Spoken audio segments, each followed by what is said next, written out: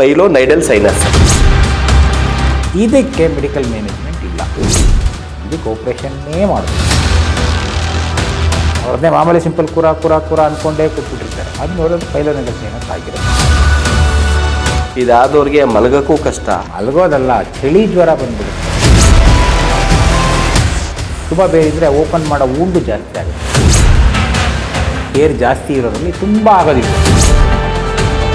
Very complicated ಪೈಲೋನೈಡಲ್ sinus ಬಂದರೆ plastic surgery ಮಾಡಬೇಕಾದ ಪರಿಸ್ಥಿತಿ ಬರುತ್ತೆ. ನಮಸ್ಕಾರ ವೀಕ್ಷಕರೇ, ನ್ಯಾಷನಲ್ ಟಿವಿಯ ಹೆಲ್ತ್ ಎಪಿಸೋಡ್ಗೆ ಸ್ವಾಗತ. ನಾನು ಶಿವಪ್ರಸಾದ್ ಮಾಗಡಿ. ಕಳೆದ ನಮ್ಮ ಎಪಿಸೋಡ್ನಲ್ಲಿ ಪೈಲ್ಸು, ಫಿಶರು, ಪಿಸ್ತುಲ ಬಗ್ಗೆ ಎಲ್ಲ ಮಾತನಾಡಿತ್ತು. ಆದರೆ ಇದ್ರ ಮಧ್ಯದಲ್ಲಿ ಇನ್ನೂ ಒಂದು ವಿಚಾರ ಇದೆ. ಕೆಲವರು ಒಂದಷ್ಟು ಈ ಸಮಸ್ಯೆ ಅನುಭವಿಸ್ತಾ ಇರೋ ನಮಗೆ ಫೋನ್ ಮಾಡಿ ಇದ್ರ ಬಗ್ಗೆ ನೆಕ್ಸ್ಟು ಡಾಕ್ಟರ್ ಹತ್ರ ಮಾತಾಡಿಸಿ ಅಂತಂದರು. ಏನಂತಂದರೆ, ಈಗ ನಾವು ಗುದದ್ವಾರದಲ್ಲಿ ಗಾಯಗಳಾಗುವಂಥದ್ದು, ಸ್ಕಿನ್ ಡ್ಯಾಮೇಜ್ ಆಗುವಂಥದ್ದು ಅಥವಾ ಪಿಸ್ತೂಲ ಆಗುವಂಥದ್ದು. ಆದರೆ ಅದಕ್ಕಿಂತ ಮೇಲ್ಪಟ್ಟು ಅಂದರೆ ಈ ಎರಡು ಕುಂಡಿಗಳ ಮಧ್ಯದಲ್ಲಿ ಗುಳ್ಳೆ ರೀತಿಯಲ್ಲಿ ಆಗುತ್ತೆ, ಒಂಥರ ಕುರ ರೀತಿಯಲ್ಲಿ ಆಗುತ್ತೆ. ಇದಕ್ಕೆ ಟ್ರೀಟ್ಮೆಂಟ್ ಏನು, ಇದಕ್ಕೇನಂತ ಕರೀತಾರೆ ಅನ್ನೋದ್ರ ಬಗ್ಗೆ ಒಂದು ಮಾಹಿತಿಯನ್ನ ಕೊಡಿ ಅಂತ ಕೇಳಿದ್ರು. ಇವತ್ತು ಇದಕ್ಕೆ ಉತ್ತರವನ್ನು ಕೊಡೋದಕ್ಕೆ ಪೈಲ್ಸ್ ಮತ್ತು ಫಿಸ್ತುಲಾದ ಒಂದು ಎಕ್ಸ್ಪರ್ಟ್ ಆದಂಥ ನುರಿತ ವೈದ್ಯರು ಆದಂಥ ಡಾಕ್ಟರ್ ರಾಜು ಸರ್ ಇದ್ದಾರೆ. ಸರ್ ನಮಸ್ಕಾರ, ಕಾರ್ಯಕ್ರಮಕ್ಕೆ ಸ್ವಾಗತ. ನಮಸ್ತೆ ಸರ್. ಕಳೆದ ಎಪಿಸೋಡ್ನಲ್ಲಿ ನಾವು ಪೈಲ್ಸು, ಪಿಸ್ತುಲ, ಫಿಶರ್ ಬಗ್ಗೆ ಮಾತಾಡೋದು. ಕೆಲವರು ಫೋನ್ ಮಾಡಿ ನಮ್ಮ ಆಫೀಸ್ಗೆ ಇದನ್ನು ಕೇಳಿದರು. ಸರ್, ಈಗ ಗುದದ್ವಾರ ಏನಿದೆ ಅದನ್ನ ಬಿಟ್ಟು ಮೇಲ್ಭಾಗ ಅಂದರೆ ಎರಡು ಕುಂಡಿಗಳ ಮಧ್ಯದಲ್ಲಿ ಒಂಥರ ಗುಳ್ಳೆ ಥರ ಆಗ್ತಾ ಇದೆ, ಆದರೆ ಒಂದು ಸ್ವಲ್ಪ ಬೆನ್ನಿಂದ ಕೆಳಗಡೆ, ಅದಕ್ಕೆ ಏನಂತ ಕರೀತಾರೆ, ಟ್ರೀಟ್ಮೆಂಟ್ ಏನಿದೆ ಅಂತ ಕೇಳಿದ್ರು. ಸರ್ ಏನು ಸರ್ ಅದು? ಇದನ್ನು ಪೈಲೋನೈಡಲ್ ಸೈನಸ್ ಅಂತ ಕರಿತೀವಿ. ಪೈಲೋನೈಡಲ್ ಸೈನಸ್. ಓಕೆ. ಮೊದಲದು ಪೈಲೋನೈಡಲ್ ಆಪ್ಸಿಸ್ ಆಗಿ ಡೆವಲಪ್ ಆಗಿ ಓಪನ್ ಆಗುತ್ತೆ, ವಾಸಿ ಆಗುತ್ತೆ, ಸೇಮ್ ಫಿಸ್ಟುಲಾ ಥರ.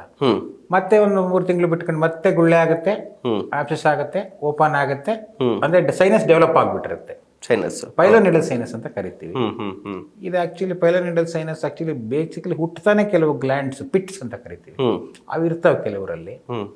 ಸಾಮಾನ್ಯವಾಗಿ ಈ ಕಾಯಿಲೆ ಬಂದ್ಬಿಟ್ಟು ಸ್ವಲ್ಪ ಈ ಬೆನ್ನಿನ ಭಾಗದಲ್ಲಿ ಕೂದಲು ಜಾಸ್ತಿ ಇರುತ್ತೆ. ಹೌದು. ನಾವು ಆಪರೇಷನ್ ಮಾಡಿ ತೆಗೆದಾಗ ನೋಡ್ತೀವಿ ಯಾಕೆ ಇದು ಹಿಂಗೆ ಹೊಡ್ಕೊಳೋದು ಮತ್ತೆ ಬರೋದು ಮಾಡ್ತಾ ಇದೆ ಅಂದರೆ, ಈ ಕೂದಲುಗಳು ಅದ್ರೊಳಗಡೆ ಹೋಗಿ ಸೇರ್ಕೊಂಡ್ಬಿಟ್ಟಿರ್ತಾವೆ, ಪಿಟ್ ಒಳಗಡೆ. ಅವನ್ನ ತೆಗಿಯೋವರೆಗೂ ಇದು ವಾಸಿ ಆಗಲ್ಲ. ಅದನ್ನ ತೆಗೆದು ಅದನ್ನ ಹೀಲ್ ಮಾಡೋವರೆಗೂ ವಾಸಿ ಆಗಲ್ಲ. ಆ ಕೂದಲು ಅದಕ್ಕೆ ಇದನ್ನ ಆಕ್ಚುಲಿ ಜೀಪರ್ಸ್ ಬಾಟಮ್ ಅಂತ ಕರಿತಾ ಇದ್ರು. ಸೆಕೆಂಡ್ ವರ್ಲ್ಡ್ ವಾರ್ ಟೈಮಲ್ಲಿ ಈ ಜೀಪ್ ಓಡಿಸ್ತಾ ಇದ್ರಲ್ಲ, ಅವರಲ್ಲಿ ಸ್ವಲ್ಪ ಈ ಹೇರ್ ಜಾಸ್ತಿ ಇರೋರಲ್ಲಿ ತುಂಬಾ ಆಗೋದಿದು. ಯಾಕೆ ಹಿಂಗ ಆಗ್ತಾ ಇದೆ ಅಂದಾಗ, ಎರಡು ಅವ್ರು ಕೂತ್ಕೊಂಡು ಓಡಿಸೋವಾಗ ಹಿಂಗಾಗೋದು, ಮತ್ತೆ ಆ ಬಿದ್ದ ಕೂದಲುಗಳು ಅವು ಹೋಗಿ ಅಲ್ಲಿ ಸೇರ್ಕೊಳ್ಳೋದು. ಅದಕ್ಕೆ ಜೀಪರ್ಸ್ ಬಾಟಮ್ ಅಂತ ಕರೀತಾರೆ. ಪೈಲೋನೈಡಲ್ ಸೈನಸ್ಗೆ ಕಾರಣ ಅದು ಒಂದು ಸಣ್ಣ ಗುಳ್ಳೆಯಾಗಿ ಡೆವಲಪ್ ಆಗುತ್ತೆ, ತುಂಬಾ ಪೈನ್ ಇರುತ್ತೆ, ಓಪನ್ ಆಗುತ್ತೆ, ಪಸ್ಸೆಲ್ಲ ಈಚೆ ಬರುತ್ತೆ, ಮತ್ತೆ ಒಣಕೊಳ್ಳುತ್ತೆ. ಆಂಟಿಬಯೋಟಿಕ್ ಎಲ್ಲ ತಗೊಂಡ್ರೆ ಮತ್ತೆ ಬರುತ್ತೆ. ಇದಕ್ಕೆ ಮೆಡಿಕಲ್ ಮ್ಯಾನೇಜ್ಮೆಂಟ್ ಇಲ್ಲ, ಇದಕ್ಕೆ ಆಪರೇಷನ್ನೇ ಮಾಡಬೇಕು. ಓಕೆ. ಇದಕ್ಕೆ ಇನಿಷಿಯಲ್ ಸ್ಟೇಜ್ ಅಲ್ಲಿ ನೋಡ್ಕೊಂಡ್ರೆ ಕ್ರೀಮು, ಟ್ಯಾಬ್ಲೆಟ್ ಏನಿಲ್ಲ. ಪೈಲೋನೈಡಲ್ ಸೈನಸ್ ಡೆವಲಪ್ ಆಗಲ್ಲ ಎಲ್ಲರಲ್ಲೂ, ಆದ್ರೆ ನೀವು ಆಪರೇಷನ್ನೇ ಮಾಡಿಸ್ಬೇಕು ಒಂದು. ಆಮೇಲೂ ಅಷ್ಟೇ ಸ್ವಲ್ಪ ಹೇರ್ಸ್ ಅವಾಗ ತೆಗಿಯೋದು ಮತ್ತು ಅದನ್ನೆಲ್ಲ ನೀವು ಸ್ವಲ್ಪ ಪಾಲನೆ ಮಾಡಬೇಕಾಗತ್ತೆ. ಯಾಕಂದ್ರೆ ಒಂದೊಂದ್ಸರಿ ಮತ್ತೆ ಇನ್ನೊಂದು ಯಾವ್ದನ್ನ ಪಿಟ್ಟು ಉಳ್ಕೊಂಡಿದ್ರೆ ಅಲ್ಲೋಗಿ ಸೇರ್ಕೋತಾವ ಕೂದಲು.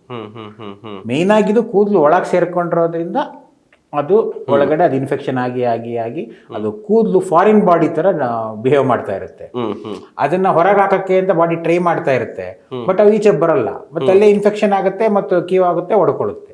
ಅದ್ ನಾವು ಆಪರೇಷನ್ ಮಾಡಿ ತೆಗೆದು ಆ ಕೂದಲೆಲ್ಲ ತೆಗೆದು ಉಂಡ ಹೀಲ್ ಮಾಡಿಸಿದಾಗ ಮಾತ್ರ ಅದು ಮತ್ತೆ ಹೀಲ್ ಆಗುತ್ತೆ. ಇಲ್ಲ ಅಂದ್ರೆ ಹೀಲೇ ಆಗಲ್ಲ.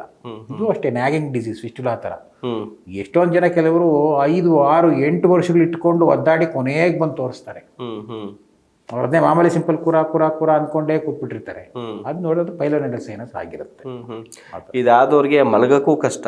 ಅದು ಆಪ್ಸಿಸ್ ಆದಾಗ ಮಲಗೋದಲ್ಲ, ಚಳಿ ಜ್ವರ ಬಂದ್ಬಿಡುತ್ತೆ, ಅಷ್ಟು ಒದ್ದಾಡಿಸ್ಬಿಡುತ್ತೆ.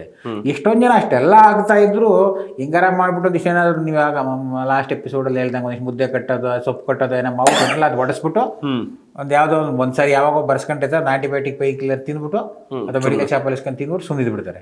ಕೊನೆಗೆ ತಡೆಯಕ್ಕಾಗಲ್ಲ ಅಂದಾಗ ಅದೇನಾಗುತ್ತೆ, ಒಂದ್ ಕಡೆ ಇರೋದೇನಾಗುತ್ತೆ, ಪ್ರತಿ ಸರಿ ಅದು ಓಪನ್ ಆಗ್ತಾ ಇದ್ದಾಗ ಇತ್ತ ಬೇರೆ ಬಿಟ್ಕೊಳ್ತಾ ಇರುತ್ತೆ. ಇದೆಲ್ಲ ಬಿಡೋದ್ರಿಂದ ಏನಾಗುತ್ತೆ, ತುಂಬಾ ಜಾಸ್ತಿ ಆಗ್ಬಿಡುತ್ತೆ. ಸೊ ಅವಾಗ ತುಂಬಾ ಬೇರೆ ಇದ್ರೆ ಓಪನ್ ಮಾಡೋ ಉಂಡು ಜಾಸ್ತಿ ಆಗುತ್ತೆ. ಸೊ ಸೊ ಅದಕ್ಕೆ ನಾವು ಆದಷ್ಟು ಸಿಂಪಲ್ ಆಗಿದ್ರೆ ಲೇಸರಲ್ಲಿ ತುಂಬ ಚೆನ್ನಾಗಾಗುತ್ತೆ ಇದು. ಲೇಸರಲ್ಲೂ ಮಾಡ್ಬೋದು ಅಥವಾ ಓಪನ್ ಸರ್ಜರಿ ಮಾಡಬೇಕು. ಒಂದೊಂದ್ಸರಿ ವೆರಿ ಕಾಂಪ್ಲಿಕೇಟೆಡ್ ಪೈಲೋನೈಡಲ್ ಸೈನಸ್ ಬಂದರೆ ಪ್ಲಾಸ್ಟಿಕ್ ಸರ್ಜರಿ ಮಾಡಬೇಕಾದ ಪರಿಸ್ಥಿತಿ ಬರುತ್ತೆ. ಟ್ರಾನ್ಸ್ಫರ್ ಫ್ಲಾಪ್ ಅಂತ ಕರಿತೀವಿ ನಾವು. ಫ್ಲಾಪ್ ಸರ್ಜರಿ ಮಾಡಬೇಕಾಗತ್ತೆ. ಅಂದ್ರೆ ಇದಕ್ಕೆ ನಮ್ಮ ಲೈಫ್ ಸ್ಟೈಲು ಫುಡ್ಡು ಇದಕ್ಕೇನು ಇದು ಅಷ್ಟು ಸಮ ಇದಕ್ಕೆ ಅನ್ವಯಿಸಲ್ಲ. ಇದಕ್ಕೆ ಇಲ್ಲ. ಈ ಜೆನೆಟಿಕಲಿ ಅಂದ್ರೆ ಹುಟ್ಟ ಕೆಲವು ಅಲ್ಲಿ ಪಿಟ್ಸ್ ಇದ್ದು ಬಿಡ್ತವೆ. ಕೆಲವರಲ್ಲಿ ದುರಾದೃಷ್ಟವಶಾತ್ ಆ ಕೂದಲುಗಳು ಸ್ವಲ್ಪ ಜಾಸ್ತಿ ಇದ್ರೆ ಅವು ಬಂದು ಬೀಳುತ್ತೆ. ಅದು ಇನ್ನೂ ರೆಕಗ್ನೈಸ್ ಮಾಡಿಲ್ಲ ಯಾವ ತರ ಕೂದಲು ಅದೇನು ಅಲ್ಲಿ ಹುಡಿಕೊಂಡಾಗ ಅದು ಹೆಂಗ್ ಹೋಗುತ್ತೆ ಕೂದಲಿಗೆ, ಅದು ಬಿದ್ದೋಗಿರೋ ಕೂದಲು ಅಥವಾ ಅಲ್ಲೇ ಏನಾದರೂ ಡೆವಲಪ್ ಆಗಿದ್ವ ಕೂದಲುಗಳು ಅಂತಾನು ಕೆಲವರು ನೋಡಿದ್ದಾರೆ. ಬಟ್ ಇವಾಗಿನ ಸದ್ಯವರೆಗೂ ಇರೋವಂಥ ಮಾಹಿತಿ ಏನಂದ್ರೆ ಇಲ್ಲ, ಅವು ಬೆನ್ನಿಲ್ಲಿದ್ದು ಬಿದ್ದಿರೋ ಕೂದಲುಗಳೇ ಅಲ್ಲಿ ಹೋಗಿ ಸೇರ್ಕೊಂಡಿರ್ತವೆ, ಅಲ್ಲಿ ಹೊಸದಾಗಿ ಕೂದಲುಗಳು ಉತ್ಪತ್ತಿ ಆಗ್ತಾ ಇಲ್ಲ. ಬಟ್ ಅದನ್ನ ಓಪನ್ ಮಾಡಿಬಿಟ್ಟು ನೀಟಾಗಿ ಕೂದಲೆಲ್ಲ ತೆಗೆದ್ಬಿಟ್ಟು ಗ್ರಾನ್ಯುಲೇಷನ್ ಟಿಶ್ಯೂ ಅಂತ ಹೇಳ್ತೀವಿ, ಅದನ್ನೆಲ್ಲ ತೆಗೆದ್ಬಿಟ್ಟು ಉಂಡ್ ಬಿಟ್ಬಿಟ್ರೆ ಒಂದ್ಸರಿ ವಾಚ್ ಸಾಮಾನ್ಯವಾಗಿ ವಾಪಸ್ ಬರಲ್ಲ. ಬಹಳ ರೇರ್ ಆಗಿ ಬಂದಾಗ ಫ್ಲಾಪ್ ಸರ್ಜರಿ ಅಂತ ಹೇಳ್ತೀವಲ್ಲ, ಫ್ಲಾಪ್ ಸರ್ಜರಿ ಮಾಡ್ಬೇಕಾಗುತ್ತೆ. ಮತ್ತೆ ಇದನ್ನ ನೋಡಿದ್ರೆ ಒಂದು ಈಗ ಡೌಟು ಸರ್, ಈಗ ನನ್ನ ಬೆನ್ನಲ್ಲೂ ಕೂದಲಿದೆ, ಸುಮ್ಮನೆ ಅದನ್ನ ರಿಮೂವ್ ಮಾಡಿಸ್ಬಿಡೋಣ ಕೂದಲನ್ನ ಅವಾಗ ನಾವು ತುಂಬಾ ಇದ್ದಾಗ ಅವಾಗ ಮಾಡಿಸೋದು ಒಳ್ಳೇದು. ಬಟ್ ಇದರಲ್ಲೂ ಒಂದು ಇದಿದೆ, ಕೆಲವರು ಇರುತ್ತೆ ಕೂದಲು, ಬಟ್ ಅವ್ರ ಪಿಟ್ಸ್ ಇಲ್ಲದೆ ಇದ್ರೆ ಅವೇನು ಬೀಳಲ್ವಲ್ಲ, ಅಲ್ಲಿ ಹೋಗಲ್ವಲ್ಲ, ಅವ್ರಿಗೇನು ಬರಲ್ಲ. ಬಟ್ ಮಾಹಿತಿ ಏನು ಹೇಳ್ತೀವಿ ನಾವು, ಒಂದು ಯೂಶಲಿ ಆ ಥರ ಆದರೆ ಪೈಲೋನೈಡಲ್ ಸೈನಸ್ ನೀವು ಮತ್ತೆ ರೆಗ್ಯುಲರ್ ಆಗಿ ಅವಾಗ ಒಂದು ಮಂತ್ ಯಾವಾಗಾದ್ರು ವಾಟ್ ಎವರ್ ವೇ ಸ್ವಲ್ಪ ಕೂದಲನ್ನ ಶೇವ್ ಮಾಡಿಸ್ಬಿಡಿ ಅಂತ. ಸರ್, ಈ ಪೈಲೋನೈಡಲ್ ಸೈನಸ್ ಬಗ್ಗೆ ಸಾಕಷ್ಟು ಮಾಹಿತಿ ಕೊಟ್ಟ. ನಿಜವಾಗ್ಲೂ ಈ ಥರದೊಂದು ಕಾಯಿಲೆ ಇದೆ ಅಂತ ಅವ್ರು ಕೇಳೋರು ನನಗೂ ಗೊತ್ತಿಲ್ಲ. ನೀವು ಹೇಳೋದ್ಮೇಲೆ ನನಗೆ ಈ ಥರದ ಒಂದು ಕಾಯಿಲೆ ಬರುತ್ತಾ ಅನ್ನೋದು ಗೊತ್ತಾಗಿದೆ. ತುಂಬ ಧನ್ಯವಾದಗಳು ಸರ್. ಸೊ ವೀಕ್ಷಕರೇ, ಕೇಳಿದ್ರಲ್ಲ, ನಮ್ಮ ವೀಕ್ಷಕರೊಬ್ಬರು ಕೇಳಿದರು, ಅದನ್ನು ನಾವು ಸರ್ ಹತ್ರ ತಿಳ್ಕೊಂಡ್ಮೇಲೆ ನಮಗೂ ಒಂದಷ್ಟು ನಾಲೆಡ್ಜ್ ಬಂತು. ಪೈಲೋನೈಡಲ್ ಸೈನಸ್ ಅಂತ ಆ ಒಂದು ಪರ್ಟಿಕ್ಯುಲರ್ ಕಾಯಿಲೆಗೆ ಕರೀತಾರೆ. ಈ ಬೆನ್ನಲ್ಲಿ ಹೆಚ್ಚಿಗೆ ಕೂದಲಿದ್ದಂಥವ್ರು ಆ ಕೂದಲು ಉದುರಿ ಆ ಜಾಗದಲ್ಲಿ ಹೋಗಿ ಅದು ಇನ್ಫೆಕ್ಷನ್ ಆದಮೇಲೆ ಈ ರೀತಿಯಾಗಿ ಆಗುತ್ತಂತೆ. ಕೇಳಿದ್ಮೇಲೆ ನಮಗೂ ಕೂಡ ಫಸ್ಟ್ ಟೈಮ್ ಈ ಥರ ಒಂದು ಕಾಯಿಲೆ ಇದೆ ಅಂತ ಕೇಳ್ತಾ ಇರೋದು. ಈ ಥರದ್ದು ಯಾರೋ ಒಬ್ಬರಲ್ಲ ಒಬ್ರು ಅನುಭವಿಸ್ತಾ ಇರ್ತೀರಾ. ಸೊ ಏನೋ ಆಗಿರಬೇಕು ಬಿಡು ಅಂತೇಳಿ ನೀವು ಸುಮ್ಮನೆ ಆಗ್ತೀರಾ. ಅದು ಮುಂದೆ ಉಲ್ಬಣ ಆಗೋಕ್ಕೂ ಮುನ್ನ ಇದಕ್ಕೆ ಇದೇ ಕಾರಣ ಅಂತ ಈಗ ಸರ್ ಹೇಳಿದ್ದಾರೆ. ಇದಕ್ಕೆ ಟ್ರೀಟ್ಮೆಂಟನ್ನು ಪಡ್ಕೊಳ್ಳಿ.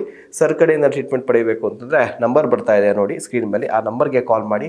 ಕವಿತಾ ಆಸ್ಪತ್ರೆ ಅಂತ ಸುಂಕದಕಟ್ಟೆಯಲ್ಲಿ ಇರುವಂಥ ಆಸ್ಪತ್ರೆ, ಅಲ್ಲೋಗಿ ನೀವು ಟ್ರೀಟ್ಮೆಂಟನ್ನು ಪಡ್ಕೊಳ್ಬೋದು. ಇದೇ ಥರದಾಗ ಇನ್ನೇನಾದ್ರು ಕೂಡ ಈಗ ವೀಕ್ಷಕರು ಡೌಟ್ ಬಂದಿದ್ದಕ್ಕೆ ಈ ಒಂದು ವಿಚಾರ ನಿಮ್ಮ ಮುಂದೆ ಬಂತು. ನಿಮಗೂ ಏನಾದ್ರು ಈ ಥರ ಡೌಟ್ಗಳಿತ್ತು ಅಂತಂದರೆ ದಯಮಾಡಿ ಕಾಮೆಂಟ್ ಬಾಕ್ಸಲ್ಲಿ ಹಾಕಿ. ಅದನ್ನು ನೆಕ್ಸ್ಟ್ ಎಪಿಸೋಡಲ್ಲಿ ಸರ್ ಕಡೆಯಿಂದ ಮಾಹಿತಿಯನ್ನು ಪಡ್ಕೊಂಡು ನಿಮಗೆ ವಿಚಾರವನ್ನು ತಿಳಿಸುವಂಥ ಕೆಲಸವನ್ನು ಮಾಡ್ತಾ ಇದ್ದೀವಿ. ನಮಸ್ಕಾರ.